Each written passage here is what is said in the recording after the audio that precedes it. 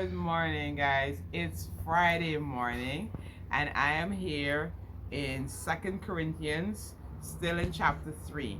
I'm reading from verse number 17, where it says, "For the Lord is spirit, and wherever the spirit of the Lord is, there is freedom."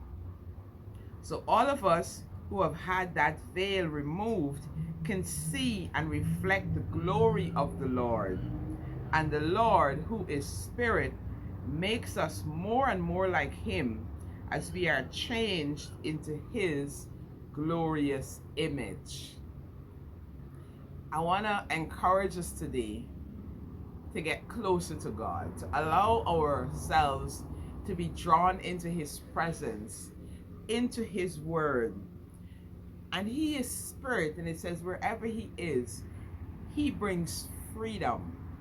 Many of times the enemy tries to bog down our minds and our spirits with all sorts of worry and fear and anxiety and all these things that make us timid and make us want to just cower in a corner.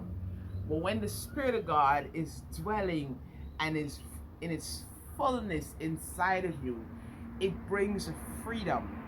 Because you find yourself in a place where you're not bogged down by those things. It releases you from those things. Because when you begin to sense God's presence, it brings it's hard to describe unless you're part of it. But there's just a liberty in your spirit. It's like, hey, you know what? God is with me and I can do this. And so that's why I want to encourage us to just spend time with him today and over this weekend so that he can be able to release that in us. And it allows us to reflect his glory in his fullness. Everything was made to reflect God's glory, especially us. We were made in his image and in his likeness. So we have the potential to become the best. When God created you, he's an awesome God. And so he placed some real awesome things within me, within you. And when we spend time with him, he is able to reveal those things. And those things get to manifest in our lives. When he created you, he did not create some mediocre thing. He created something that is just magnificent. And this is something that is embedded in you. It is something that is a part of you from the time you were formed.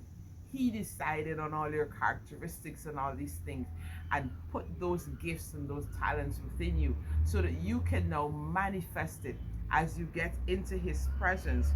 It says we are changed and become more and more like him. It's an awesome thing to be able to manifest the very glory of God in our lives and what that brings.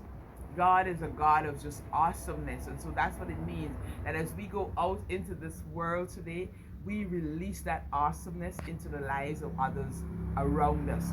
Whatever it is they need, we will have it within us to be able to manifest that and help others to do the same. So I want to encourage us today. We are changed. He slowly changes us from the inside out to become more and more like his image. Spend time with him. Draw nearer to him so that that veil. Sometimes you're in a situation and you can't see because you're bugged down by so much fear and worry and anxiety.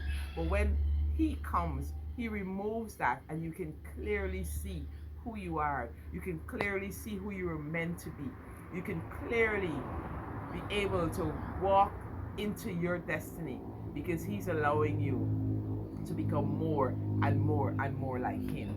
So that's what I want to encourage us to allow ourselves to become so immersed in God's presence that his image becomes readily reflected to those around us, everyone that we encounter. Spread some love, spread God's goodness, his glory in everything that we do today and throughout this weekend.